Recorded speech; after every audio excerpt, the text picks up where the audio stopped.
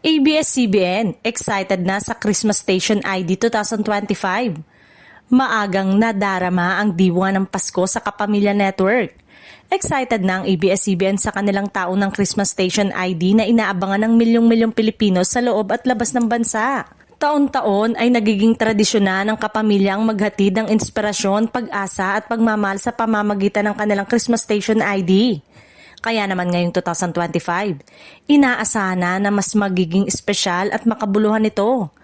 Ayon sa ilang insider, puspusa na ang paghahanda ng mga kapamilya stars para sa awitin na tiyak na magbibigay init sa bawat tahanan. Kabilang dito ang mga paboritong host ng It's Showtime, mga bigating kapamilya love teams at ilan pang bagong muka ng network.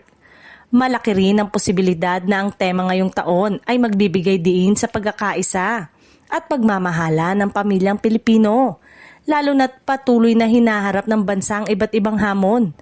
Kung pagbabasehan ng kasaysayan ng mga kapamilya Christmas Station ID, tiyak na muli itong magiging viral at tatatak sa puso ng bawat Pilipino saan man sa mundo.